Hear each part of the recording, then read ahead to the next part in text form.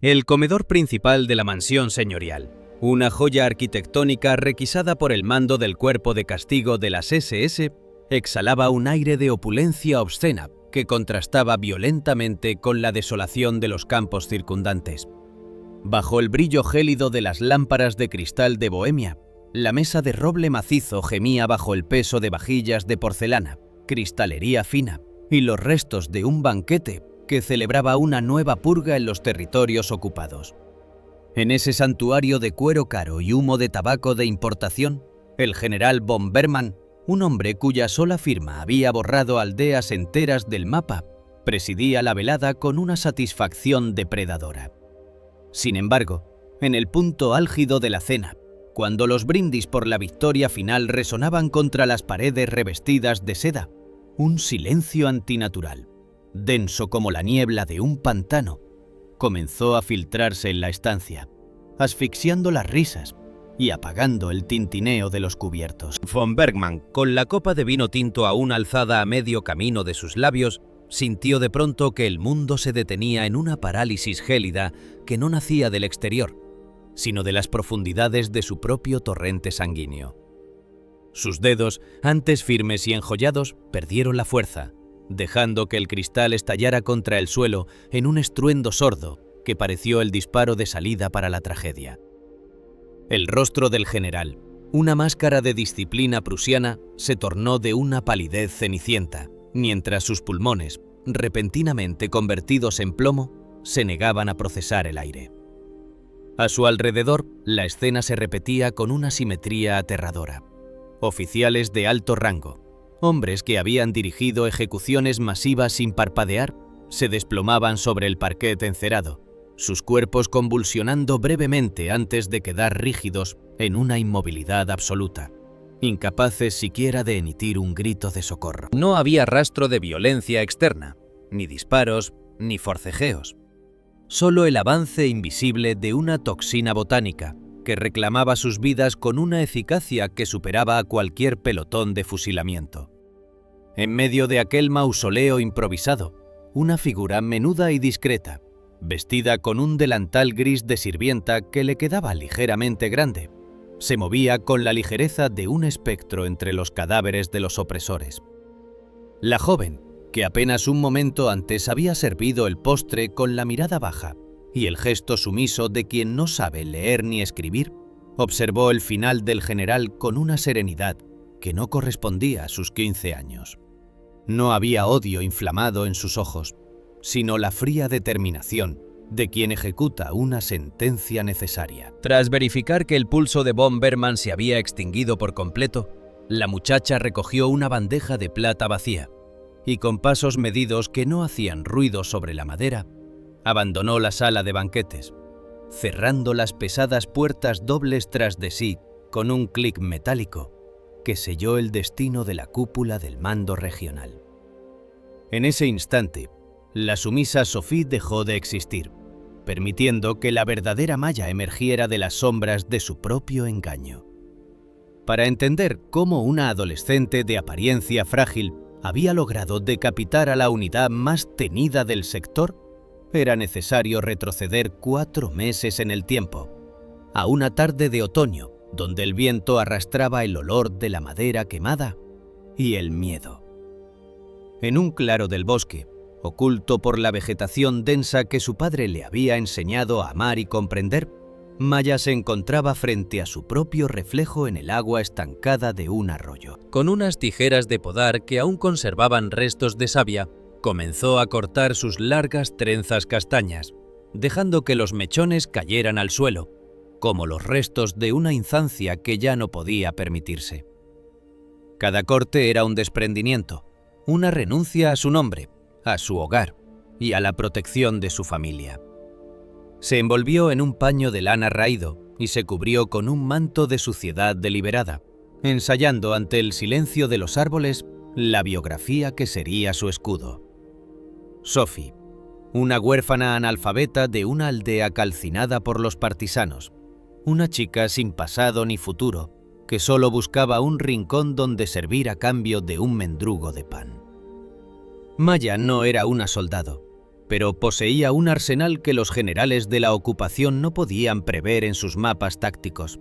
Hija de uno de los botánicos más brillantes de la universidad, había crecido entre herbarios, alambiques y las enseñanzas de un hombre que veía en el reino vegetal tanto la cura como el final de todas las cosas. Mientras otros niños aprendían historias de héroes, ella aprendía a distinguir los alcaloides de la belladona, la parálisis progresiva de la cicuta y la sutileza letal del acónito, la reina de los venenos.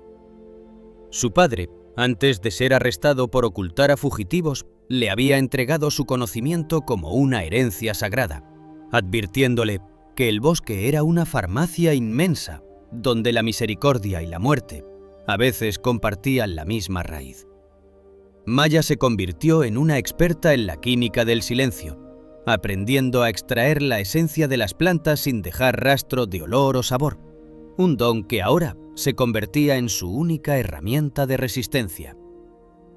La infiltración en el cuartel general de las SS no fue fruto del azar, sino de una observación meticulosa de la logística del enemigo. Maya comprendió que los hombres más poderosos del Reich eran vulnerables en su arrogancia cotidiana. Despreciaban a los sirvientes, considerándolos parte del mobiliario, seres invisibles que no merecían su atención. Bajo la máscara de Sophie, Maya se presentó en las cocinas de la mansión, ganándose la confianza del jefe de cocina mediante una laboriosidad incansable y un silencio absoluto que fue interpretado como estupidez campesina. Durante semanas soportó insultos, empujones y el trato degradante de los oficiales que pasaban a su lado sin ver a la depredadora que los observaba desde la cocina.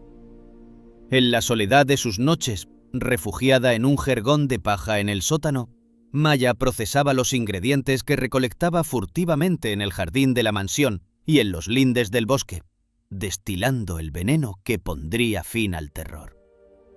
El ambiente en el cuartel general era una amalgama de tensión militar y excesos decadentes. Maya aprendió a leer la estructura de mando a través de la vajilla que limpiaba y los restos de comida que retiraba. Sabía qué oficial era responsable de los suministros, quién firmaba las órdenes de ejecución y, lo más importante, quién custodiaba los despachos de transporte de los prisioneros. Su objetivo no era solo la venganza, sino el rescate de 1.200 seres humanos que languidecían en un campo de tránsito cercano, esperando el tren que los llevaría al olvido definitivo. Cada vez que subía a las plantas superiores para entregar leña o limpiar las cenizas de las chimeneas, sus ojos, entrenados por la botánica para el detalle infinitesimal, registraban la ubicación de las llaves, los sellos oficiales y la rutina de los centinelas.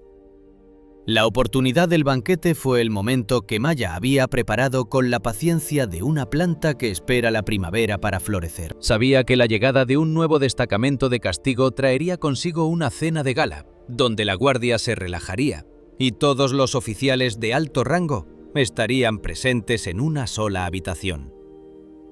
Durante los días previos, Maya trabajó en el laboratorio improvisado de su sótano, combinando extractos de Aconitum napellus con una base de resina transparente que podía aplicarse sobre el borde de las copas y mezclarse en los caldos sin alterar su buque. Era una dosis calculada para actuar con retardo, asegurando que todos los presentes consumieran el veneno antes de que el primero mostrara síntomas de malestar. La misericordia, como ella llamaba al veneno en sus pensamientos, no causaría una agonía sangrienta, sino una desconexión rápida del sistema nervioso, un sueño eterno que llegaría antes de que pudieran comprender la naturaleza de su final.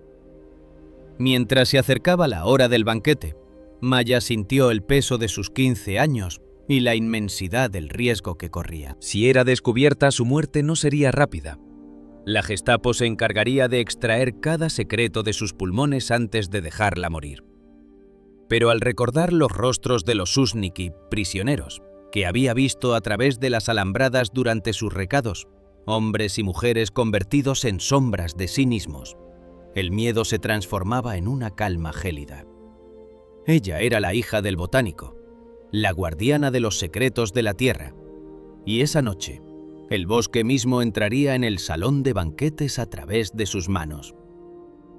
Al entrar en el comedor para servir el último plato, Maya sintió la mirada lasciva y despectiva de algunos oficiales, pero mantuvo su papel de Sofía hasta el final, inclinando la cabeza y moviéndose con una torpeza estudiada.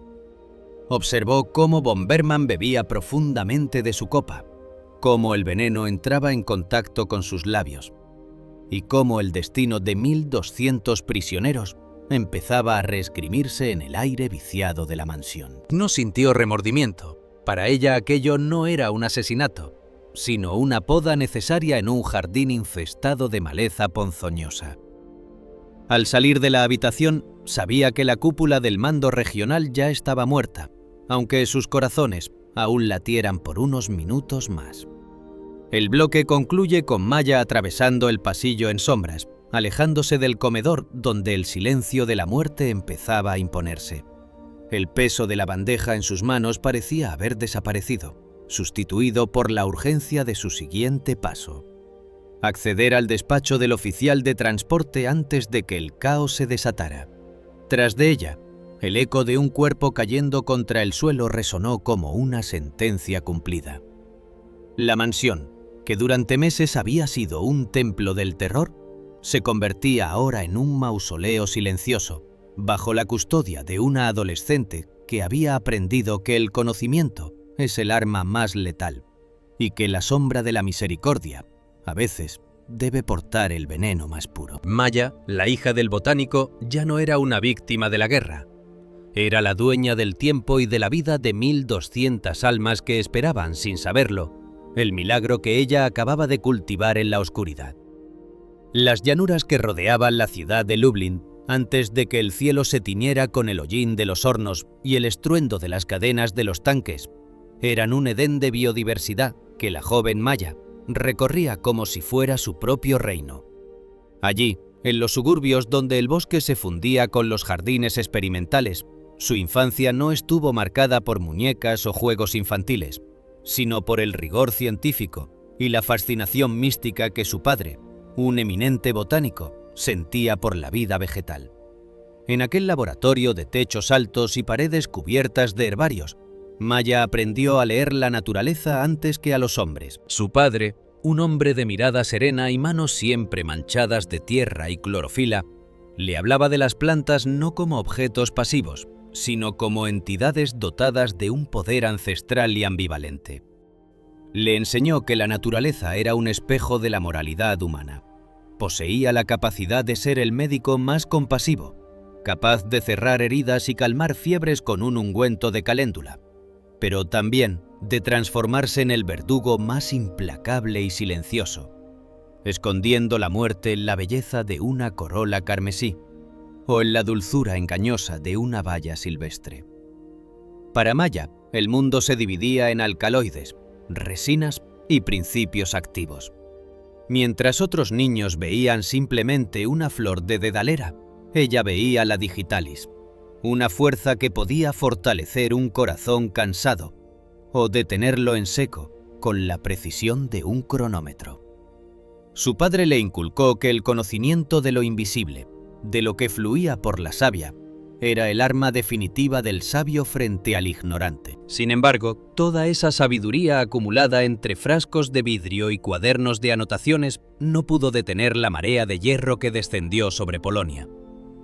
La ocupación nazi no solo trajo consigo la destrucción física, sino un desprecio absoluto por la vida que su padre tanto protegía.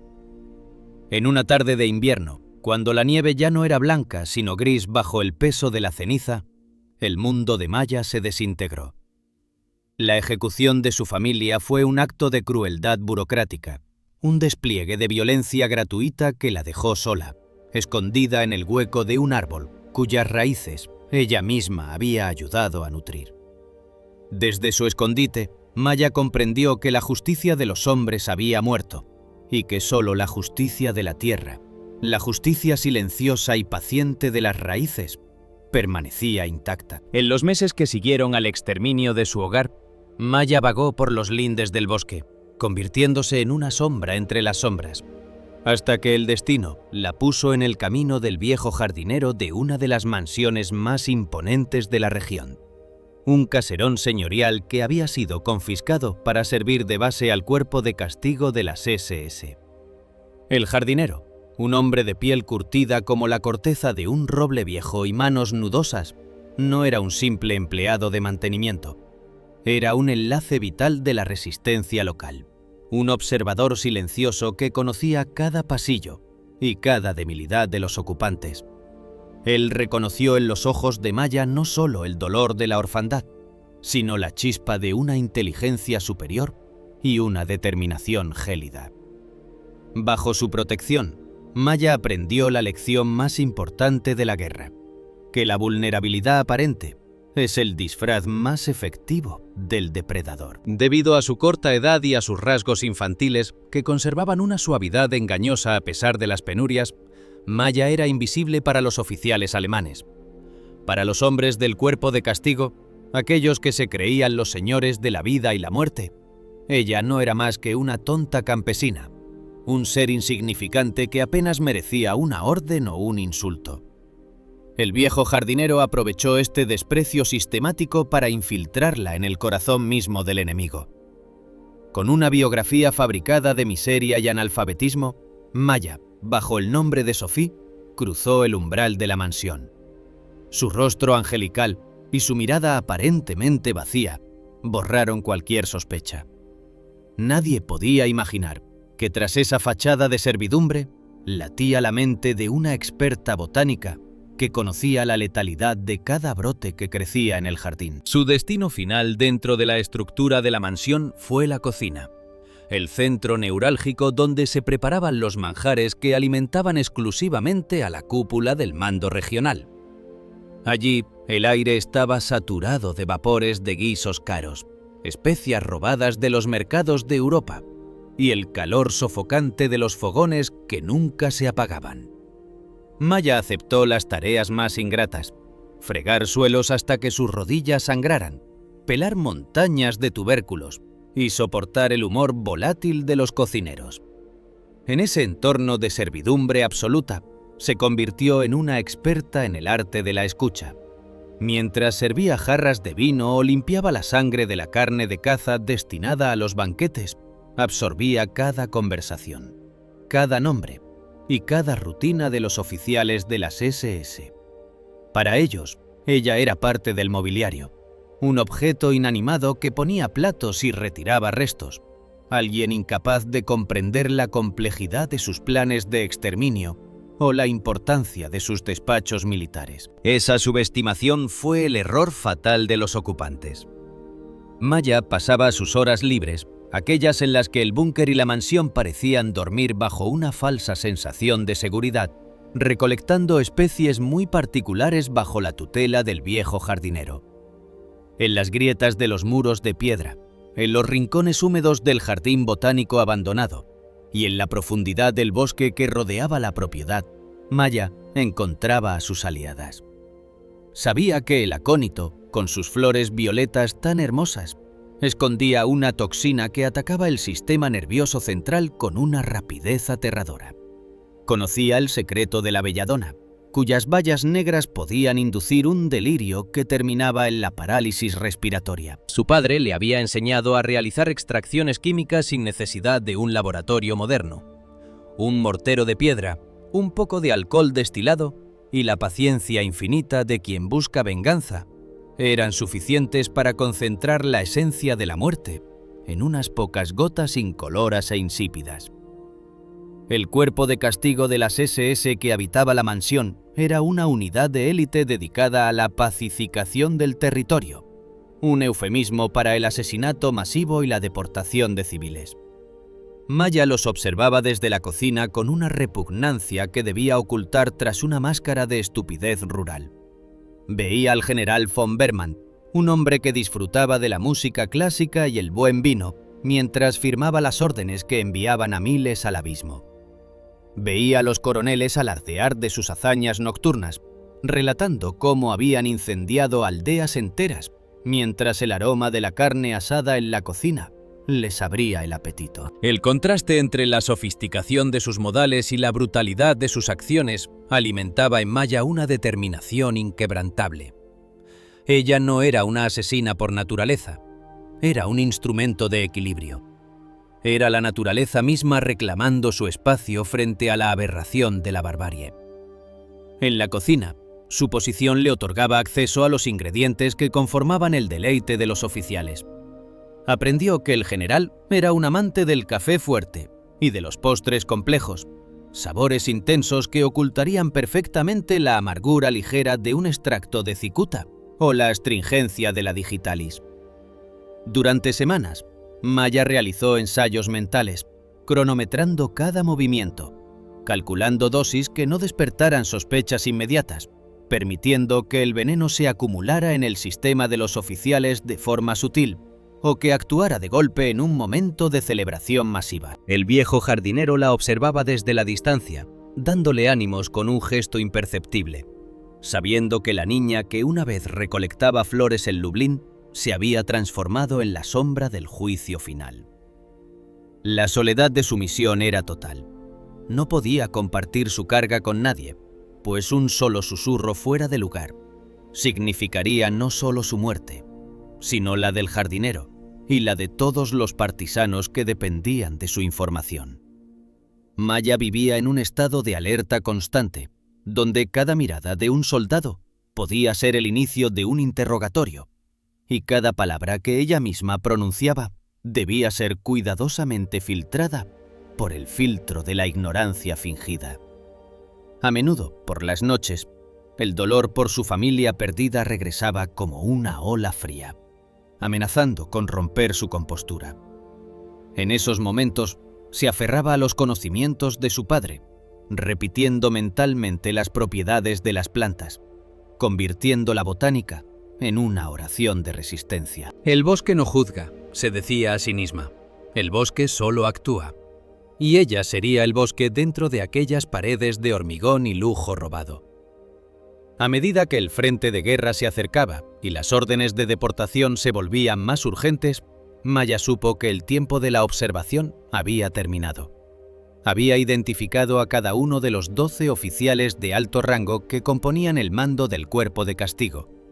Sabía sus debilidades, sus preferencias culinarias y, lo más importante, el desprecio absoluto que sentían por su presencia. Ellos confiaban en la pureza de sus alimentos porque creían que nadie en la cocina tendría el ingenio o el valor de desafiarlos. Nunca sospecharon que la joven de manos pequeñas y mirada baja era en realidad la guardiana de una sabiduría química milenaria. Este bloque de su historia nos muestra a Maya en el epicentro del peligro, moviéndose entre los vapores de la cocina y el jardín sombrío, preparando el escenario para el acto final de su Shadow of Mercy. Ya no es solo Sophie, la ayudante de cocina. Es una agente letal que ha comprendido que la verdadera fuerza no reside en el calibre de un arma, sino en la profundidad del conocimiento y en la capacidad de ser invisible en el momento oportuno. La mansión, con sus banquetes y su arrogancia, está a punto de descubrir que la naturaleza tiene una forma muy particular de cobrar sus deudas, y que la hija del botánico es la encargada de presentar la factura final. Maya está lista, el veneno está destilado, y el destino de 1200 personas depende ahora de la firmeza de su pulso y de la oscuridad que guarda en su delantal gris. El calor sofocante de los fogones y el estruendo metálico de las cacerolas en la cocina del cuartel general eran, para Maya, un refugio y una atalaya. En aquel submundo de vapores de grasa y gritos de los cocineros, ella se movía con la agilidad de una sombra, cargando sacos de harina y frotando el suelo hasta que sus manos se agrietaban por la lejía. Para los oficiales de las SS que subían y bajaban las escaleras de la mansión, ella no era más que un elemento decorativo de la miseria, una pieza de mobiliario rústico que servía el café y limpiaba los restos de sus excesos. Pero tras esa mirada vacía y los hombros encogidos de la pequeña Sophie, Maya estaba procesando una información que quemaba más que el hierro al rojo vivo. Había escuchado entre el tintineo de las copas de cristal y las risas ebrias de los ayudantes de campo los detalles de la inminente operación de limpieza. 1.200 almas, hombres, mujeres y niños del gueto local, estaban marcadas para ser transportadas en un convoy ferroviario hacia la oscuridad definitiva de un campo de exterminio en el este. El peso de esas 1.200 vidas se instaló en el pecho de Maya con una presión insoportable, pero su mente, entrenada en la lógica implacable de la botánica, no se entregó al pánico, sino a la estrategia. Sabía que la maquinaria nazi en su soberbia dependía ciegamente de sus propios protocolos y sellos. Si lograba alterar el flujo de sus documentos, podría desviar el curso del destino. La oportunidad se presentó en una tarde de lluvia gris, cuando el aire en la mansión estaba cargado de la fatiga del mando. El ayudante personal del general, un hombre obsesionado con el orden, pero vulnerable a la somnolencia tras los pesados almuerzos, se había quedado dormido en su despacho, rodeado de mapas de transporte y listas de carga. Con el corazón martilleando contra sus costillas como un pájaro enjaulado, Maya se deslizó por el pasillo alfombrado, aprovechando el momento en que los centinelas hacían el relevo en la entrada principal.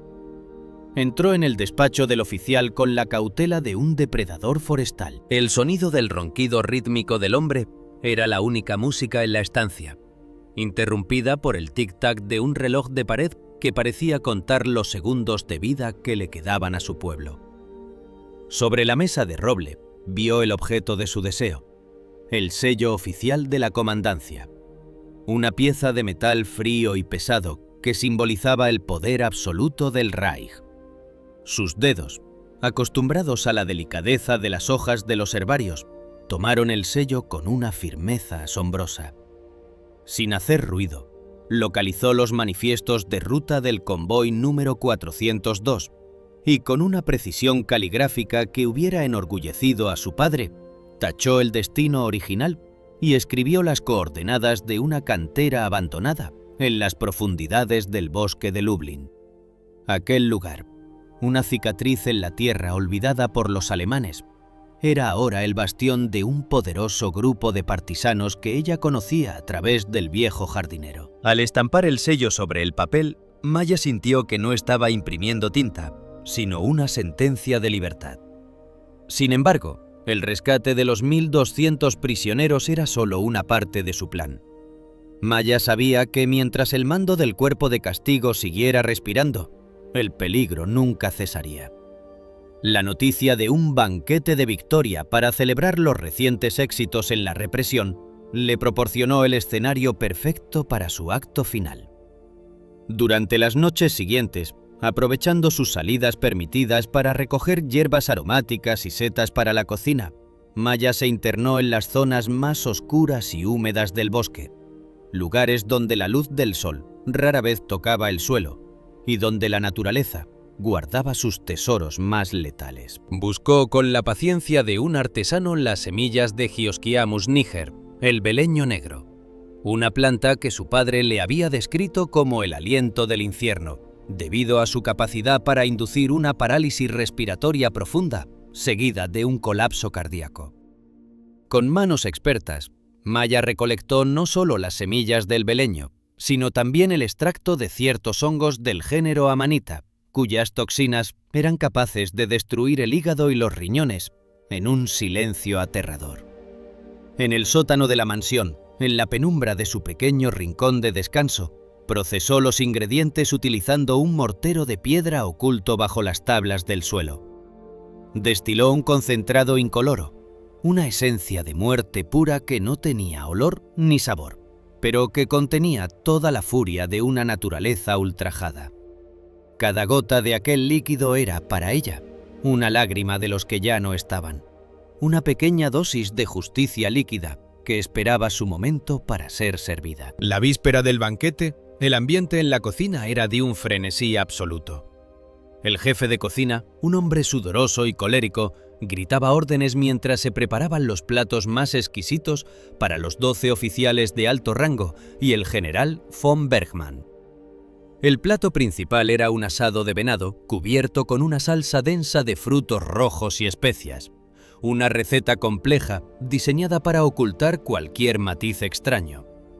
Maya fue la encargada de remover la salsa durante horas, una tarea monótona que le permitió, en un momento de distracción general cuando un ayudante dejó caer una bandeja de plata, verter su concentrado letal en el caldero de cobre.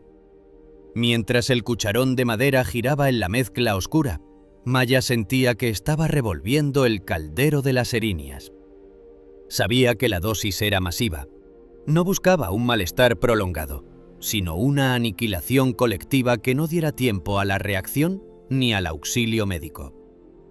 El pensamiento de su padre la acompañaba en cada movimiento. Podía oír su voz recordándole que la botánica no conoce el odio, solo la causa y el efecto. Ella se veía a sí misma como una enzima necesaria, un catalizador que aceleraría el fin de una estructura de maldad que se creía eterna. El banquete comenzó con el estruendo de los brindis y la música de un gramófono que escupía marchas militares. Desde el umbral de la cocina, Maya observó cómo los camareros llevaban las bandejas con el venado hacia el comedor de gala. Vio al general von Berman reír, su rostro enrojecido por el vino, ajeno al hecho de que el bosque que tanto había despreciado estaba a punto de cobrarse su venganza a través de sus propias papilas gustativas. El riesgo de ser descubierta en esos últimos momentos era asfixiante. Cualquier oficial que decidiera inspeccionar la cocina, cualquier cocinero que probara la salsa antes de tiempo, podría haber terminado con su vida en un segundo.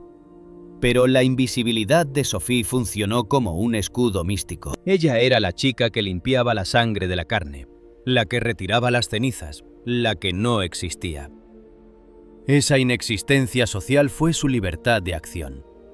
Mientras los oficiales consumían la salsa de la sombra, Maya ya estaba preparando su salida. Sabía que el veneno tardaría entre 40 y 60 minutos en hacer efecto, el tiempo justo para que el banquete terminara y los efectos se manifestaran cuando ya no hubiera marcha atrás. En su mente, Maya seguía el recorrido del convoy ferroviario. Imaginaba el chirrido de los frenos del tren al detenerse en la vieja cantera, la sorpresa de los guardias de las SS al encontrarse con el fuego cruzado de los partisanos en lugar de la quietud de un campo de concentración, y el asombro de los 1200 prisioneros al ver que las puertas de los vagones se abrían no hacia la muerte, sino hacia el abrazo verde y protector del bosque. Aquella imagen le daba la fuerza necesaria para mantener su máscara de indiferencia mientras ayudaba a recoger los platos sucios que empezaban a volver del comedor. A medida que el tiempo avanzaba, Maya notó los primeros signos del silencio que empezaba a reinar en la planta superior. Las risas se volvieron más tenues, los gritos de mando cesaron, y un ambiente de pesadez antinatural descendió sobre la mansión. Los camareros que bajaban del salón de banquetes hablaban en susurros sobre oficiales que se quedaban dormidos en sus sillas o que se quejaban de una fatiga súbita. Maya sabía que no era fatiga. Era el beleño apagando las luces del sistema nervioso. Era la amanita iniciando su trabajo destructivo en las entrañas de los verdugos. El Shadow of Mercy estaba cumpliendo su función, una justicia botánica que no necesitaba balas ni explosivos, solo el conocimiento de las leyes de la tierra. En los rincones de la cocina, entre el olor a carne asada y el vapor de los lavados, Maya sintió que su infancia finalmente se había consumido en el fuego de aquella noche. Ya no era la niña que recolectaba flores en Lublin, sino la mujer que había decapitado a una división de castigo y salvado a un pueblo entero. El sentimiento no era de alegría, sino de una paz gélida y absoluta. Miró sus manos, que ahora temblaban ligeramente bajo el peso de la adrenalina que empezaba a disiparse, y comprendió que el bosque siempre recupera lo que le pertenece. La mansión, con toda su pompa y su acero, se había inclinado ante la sabiduría de una adolescente que sabía que una raíz puede ser más poderosa que un imperio. Este bloque termina con Maya quitándose el delantal de Sophie y dejándolo caer sobre un montón de trapos sucios, un gesto simbólico que marca el fin de su servidumbre. Mientras se prepara para deslizarse hacia la oscuridad del jardín, donde el viejo jardinero la espera para la huida final, escucha el primer grito de alarma desde el piso de arriba. Un grito que llega demasiado tarde, pues la sombra de la misericordia ya ha extendido sus alas sobre el banquete. El destino de los 1200 está sellado en la cantera de la libertad, y el de los oficiales en el silencio definitivo de las plantas.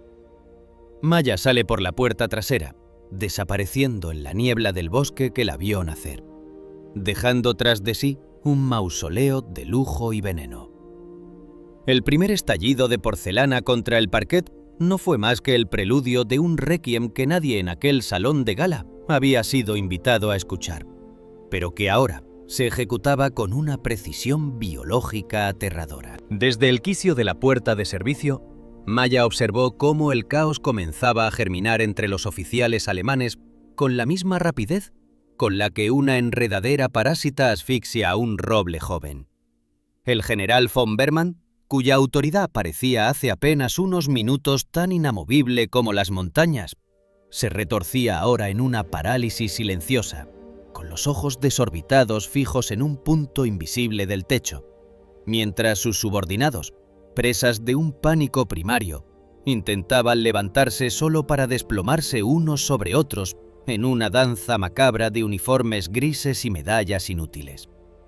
Los gritos de los guardias de la entrada, que no comprendían si se trataba de un ataque químico, un sabotaje del aire o una maldición divina, empezaron a llenar los pasillos de la mansión, transformando la atmósfera de opulencia en un avispero de confusión y muerte. Maya sintió que el tiempo se dilataba. Cada segundo pesaba como una losa de plomo sobre sus hombros de 15 años, recordándole que la pequeña Sophie debía morir en ese mismo instante para que ella pudiera sobrevivir. La adrenalina, fría y punzante como una aguja de hielo, recorría sus venas mientras daba media vuelta y se alejaba del comedor, evitando las miradas de los soldados que corrían en dirección opuesta con las armas desenfundadas. Sabía que en cuestión de minutos, el oficial de guardia ordenaría el cierre total del perímetro y que cada rincón de la mansión sería registrado por hombres sedientos de venganza que no dudarían en disparar a cualquier sombra. No podía intentar salir por la puerta principal, pues su rostro, aunque insignificante para ellos hasta ese momento, quedaría grabado en sus retinas bajo la luz de las linternas de búsqueda. Su salvación no estaba en la huida hacia adelante, sino en las entrañas mismas de la tierra que su padre le había enseñado a respetar. Con la agilidad de una criatura forestal, Maya se deslizó hacia las escaleras que conducían a los sótanos, descendiendo hacia una oscuridad que olía a humedad, a óxido y al polvo acumulado de décadas. Los gritos en la planta superior se volvieron amortiguados, ecos distantes de un mundo que ella acababa de decapitar con la esencia de las plantas.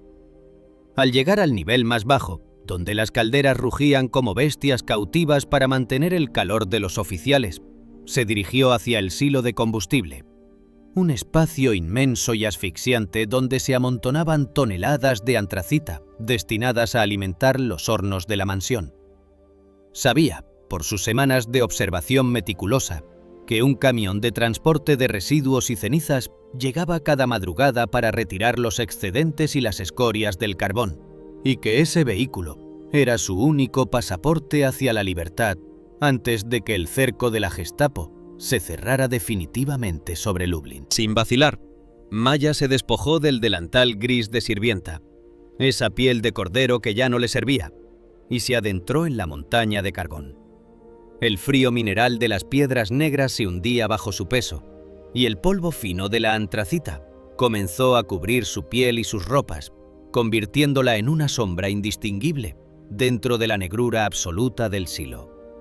Se enterró profundamente, dejando apenas un pequeño hueco para respirar, sintiendo cómo el peso del combustible la oprimía, amenazando con aplastar su caja torácica, pero otorgándole al mismo tiempo el único refugio seguro contra los perros de presa que pronto olfatearían cada habitación de la superficie.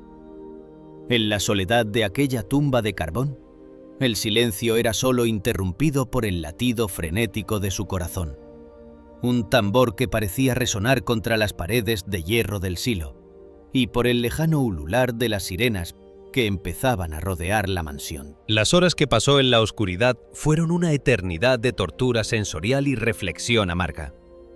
Maya recordaba los nombres de las plantas que habían servido a su propósito, imaginando sus raíces entrelazándose con sus propios dedos en la penumbra. Se preguntaba si los 1200 prisioneros ya habrían alcanzado el claro del bosque, si el convoy habría caído en la emboscada partisana y si su sacrificio personal tendría el eco que ella esperaba. El aire dentro del silo se volvía viciado, cargado de un polvillo que quemaba sus pulmones y que la obligaba a luchar contra el deseo compulsivo de toser, un sonido que sería su sentencia de muerte si algún guardia decidía bajar al sótano. En la oscuridad, Maya ya no era una niña, ni una sirvienta, ni siquiera una botánica. Era una semilla, enterrada bajo capas de historia y odio, esperando el momento de ser expulsada hacia un nuevo amanecer. Cerca del alba, el suelo del sótano vibró con el rugido de un motor pesado y el chirrido de unos frenos hidráulicos. Maya sintió que el silo se estremecía cuando la trampilla de carga exterior fue abierta, permitiendo que un rayo de luz pálida y fría penetrara en la estancia. Escuchó las voces de los operarios, hombres cansados que hablaban en susurro sobre la carnicería que habían descubierto arriba, mencionando con temor que el general y toda su plana mayor habían sido encontrados rígidos en sus sillas, víctimas de una plaga invisible. El miedo de los trabajadores era su mejor aliado. No se detendrían a inspeccionar la carga, ansiosos por alejarse de aquel lugar maldito antes de que las investigaciones se volvieran más agresivas. Cuando la cinta transportadora comenzó a moverse, Maya sintió que el suelo de carbón se deslizaba bajo ella, arrastrándola hacia la tolva del camión en medio de una cascada de piedras negras y ceniza fría. El trayecto en el camión fue una odisea de sacudidas y asfixia. Maya se mantuvo inmóvil bajo una capa de residuos, sintiendo el aire gélido de la mañana colándose por las rendijas de la caja del vehículo, mientras éste cruzaba los puestos de control militares.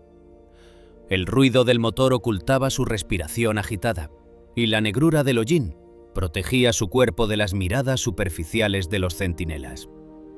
Cada vez que el camión frenaba, Maya contenía el aliento, esperando el momento en que una bayoneta atravesara la carga o una mano la sacara de su escondite. Pero la suerte de los desesperados parecía acompañarla. Finalmente, tras lo que parecieron horas de viaje, el vehículo se detuvo en un vertedero industrial en las afueras de la ciudad, un lugar desolado donde los desechos de la maquinaria de guerra se acumulaban en colinas de chatarra y ceniza. Cuando la caja del camión se elevó, Maya se deslizó junto con las toneladas de carbón y escombros, cayendo sobre el suelo húmedo y pedregoso con un impacto que le robó el aire de los pulmones por unos instantes. Permaneció inmóvil, mimetizada con la basura, hasta que el sonido del motor del camión se perdió en la distancia. Solo entonces, bajo la luz grisácea de un sol que no lograba calentar el horizonte, Maya se puso en pie. Su aspecto era el de un espectro surgido de las profundidades de la tierra. Su rostro, sus manos y sus ropas estaban cubiertas de un negro absoluto, solo roto por el brillo febril de sus ojos claros, que escudriñaban el paisaje en busca de una señal. No sentía frío, a pesar de que el rocío de la mañana empapaba sus harapos. Sentía la urgencia de la tierra, el llamado de las raíces que la guiaban hacia el bosque que se divisaba en la lejanía como una muralla de esperanza. Se movió con cautela por los lindes del vertedero, evitando los caminos principales y deslizándose a través de las zanjas y los matorrales de espino que bordeaban las granjas periféricas. Cada crujido de una rama o el vuelo repentino de un pájaro la hacían detenerse, con los sentidos alerta, aplicando los conocimientos de su padre para orientarse mediante el musgo en los troncos de los árboles y la posición de las nubes. Sabía que la Gestapo estaría rastreando los alrededores, buscando a la sirvienta Sophie. Pero ellos buscaban a una niña analfabeta, no a una experta en supervivencia que conocía los secretos de la flora local. Maya se adentró en el bosque denso, sintiendo cómo el aroma del pino y la tierra mojada empezaban a limpiar el olor a carbón de sus fosas nasales, devolviéndole su verdadera identidad bit a bit. Tras caminar durante kilómetros por terrenos accidentados, alcanzó un sector del bosque donde los robles antiguos formaban una bóveda natural que ocultaba la luz del sol. Allí, cerca de una formación rocosa que recordaba a un altar pagano, divisó una figura familiar. El viejo jardinero de la mansión, su mentor y protector, la esperaba envuelto en un capote de lana oscura. No hubo abrazos ni celebraciones. El rostro del anciano estaba surcado por la preocupación y el alivio a partes iguales. Con un gesto rápido, le entregó una pequeña bolsa que contenía ropa limpia, agua y, lo más importante, un sobre con documentos de identidad impecablemente falsificados. A partir de ese momento, Sophie y Maya dejarían de existir para dar paso a una nueva persona. Una joven con un pasado borrado y un futuro por construir en las sombras de la resistencia. El jardinero le informó, con una voz que era apenas un susurro entre el viento, que el convoy de los 1.200 prisioneros había sido interceptado con éxito y que la mayoría de ellos ya se encontraban bajo la protección de las unidades partisanas en las montañas. La noticia fue como un bálsamo para el alma de Maya, una validación de todo el horror y la soledad que había soportado. Mientras se limpiaba el hollín de la cara con el agua fresca del arroyo, observó cómo el negro desaparecía para revelar de nuevo su piel pálida. Pero sabía que las manchas del carbón y la sombra del veneno quedarían grabadas en su espíritu para siempre. Ella ya no era la hija del botánico que recolectaba flores de colores. Era la arquitecta de un milagro sangriento, la mujer que había aprendido que para dar vida, a veces la naturaleza exige que se siegue la maleza con la mano más firme. Este bloque de su historia concluye con Maya internándose en la profundidad del bosque junto al jardinero, dejando atrás la silueta de la ciudad y el humo de la mansión que empezaba a arder en su memoria. Se movían en silencio, como dos sombras que la historia olvidaría, pero que el bosque recordaría siempre. Bajo el dosel de los robles, Maya sintió por primera vez en meses que podía respirar sin el peso de una máscara. El Shadow of Mercy se había cumplido, y aunque su nombre fuera borrado de los registros oficiales del Reich, cada paso que daba sobre el humus del bosque era un testimonio de que la justicia, incluso la más oscura y amarga, tiene sus raíces en la verdad de la tierra. Maya, la hija del botánico, caminaba ahora hacia una nueva guerra, pero esta vez lo hacía con la certeza de que el bosque nunca abandona a quienes conocen sus secretos más letales. El sol del atardecer en Rosario, Argentina, posee una tonalidad ámbar que suele bañar las fachadas de los edificios antiguos con una melancolía serena. Una luz que invita a la quietud y al olvido.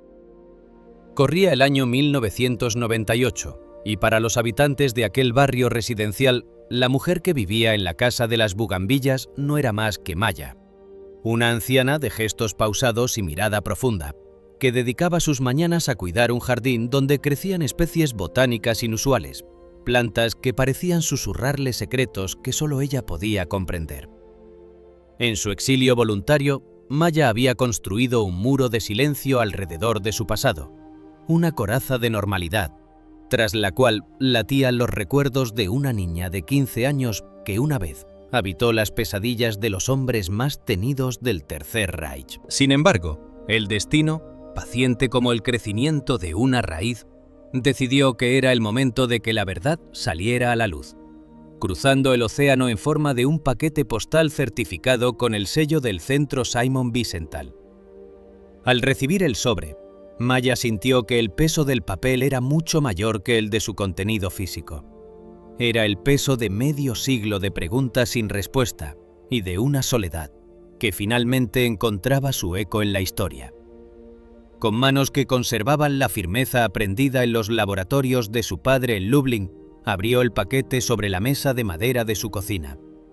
Dentro, una serie de documentos fotocopiados de los archivos desclasificados de la antigua Gestapo, y fragmentos de un diario personal rescatado de una herencia privada aguardaban para reconstruir el rompecabezas de su juventud. Mientras sus ojos recorrían las líneas mecanografiadas en alemán, el aire de Rosario pareció enfriarse, sustituido por el olor a carbón, ceniza y el aroma dulzón y letal de la belladona y el acónito. El primer documento que llamó su atención fue un informe de la Policía Militar alemana, fechado a finales de 1944. En él, los investigadores describían con una mezcla de horror y desconcierto la escena encontrada en el salón de banquetes de la mansión. Los oficiales alemanes, hombres que se creían invulnerables tras sus muros de hormigón y sus divisiones de acero, habían sido diezmados no por un bombardeo aliado o un asalto partisano, sino por un enemigo invisible. El informe detallaba cómo el general von Berman y toda su plana mayor habían fallecido en cuestión de minutos, víctimas de una intoxicación masiva que la medicina militar de la época no logró identificar a tiempo. Los archivos revelaban que la principal sospechosa había sido Sophie, la silenciosa y analfabeta ayudante de cocina, cuya desaparición, coincidiendo con el desastre, había desatado una cacería humana por todo el sector. Sin embargo, para la historia oficial, Sophie nunca fue más que una sombra, una ayudante invisible, que se había esfumado en el aire como si el bosque mismo la hubiera reclamado. Pero fue el segundo documento el que hizo que las lágrimas, contenidas durante décadas, empañaran la vista de Maya. Se trataba de las páginas del diario personal de uno de los cocineros de la mansión, un hombre que milagrosamente no había probado el asado de venado aquella noche y que había sobrevivido para contar el caos posterior. En sus notas, escritas con la mano temblorosa de quien ha visto el juicio final, el cocinero recordaba a la joven de mirada perdida que siempre estaba fregando el suelo. Describía cómo, tras la muerte de los oficiales, la estructura de mando se había colapsado por completo, permitiendo que las órdenes de transporte quedaran sin supervisión durante las horas críticas. El diario confirmaba lo que Maya solo se había atrevido a esperar en sus oraciones. El convoy de 1.200 personas nunca llegó a las cámaras de gas. Los registros de la resistencia polaca, cruzados con los informes de los archivos alemanes, completaban la crónica del milagro. Los 1.200 prisioneros, siguiendo la ruta que Maya había alterado con el sello robado, habían llegado efectivamente a la cantera abandonada en el corazón del bosque. Allí, en lugar de guardias de las SS esperando para ejecutarlos, encontraron el fuego protector de los partisanos. El documento del Centro Wiesenthal confirmaba que casi la totalidad de aquel grupo había logrado sobrevivir a la guerra, dispersándose por el mundo y fundando familias que 50 años después sumaban miles de descendientes. Aquellos 1.200 no eran solo nombres en una lista. Eran vidas que florecían en Israel, en Europa y en las Américas, todas conectadas por el acto desesperado y valiente de una adolescente que supo usar el conocimiento de la tierra como escudo de la humanidad. Maya dejó caer los papeles y caminó hacia su ventana, mirando el pequeño jardín que había cultivado con tanto esmero en Argentina. A través de los cristales, vio las plantas que su padre le había enseñado a amar, las mismas que le habían proporcionado el Shadow of Mercy cuando el mundo se hundía en la barbarie. Comprendió que su audacia infantil no había sido solo un acto de venganza, sino una siembra de esperanza en el terreno más infértil de la historia. Cada planta de su jardín actual era un homenaje silencioso a su padre, el botánico de Lublin, cuya sabiduría había salvado a un pueblo entero a través de las manos de su hija. Maya ya no veía a la pobre Sophie asustada y cubierta de carbón, sino a la guardiana de una verdad eterna, que la vida siempre encuentra una grieta por donde brotar, incluso bajo el peso del acero más pesado. El silencio de su casa en Rosario ya no era el silencio de la ocultación, sino el de la paz absoluta. El peso de la culpa por haber arrebatado vidas, aunque fueran las de los verdugos, se disipaba ante la evidencia abrumadora de las vidas que había devuelto a la luz. Maya cerró los ojos y se transportó por un instante al jardín de su infancia, antes de que el fuego lo consumiera todo. Pudo oler la tierra mojada después de la lluvia y ver a su padre sonriendo mientras le explicaba las propiedades de una hoja nueva. En ese instante, supo que el ciclo se había cerrado. Su valentía no había sido un error de la juventud, sino el cumplimiento de una ley natural, que la naturaleza aborrece la tiranía y que la justicia, tarde o temprano, encuentra su camino a través de las raíces. La crónica de la sombra de la misericordia terminaba allí, no con un desfile militar ni con medallas de honor, sino con una anciana en rosario, encontrando finalmente la redención en los registros de la historia. Maya Katz, la hija del botánico, la ayudante invisible, sabía ahora que su legado no estaba impreso en el papel de los archivos, sino grabado en el latido de los miles de corazones que seguían latiendo gracias a un frasco de veneno y un sello robado en la penumbra. Al ponerse el sol sobre Argentina, Maya se sentó en su mecedora, con la carta del Centro Wiesenthal apretada contra su pecho, sintiendo que el aire de la tarde le traía finalmente el aroma de la victoria, el olor a libertad que solo el bosque y la verdad pueden otorgar. El fantasma de Sophie podía finalmente descansar, pues Maya había reclamado su lugar como la arquitecta de un milagro botánico que el tiempo nunca podrá marchitar.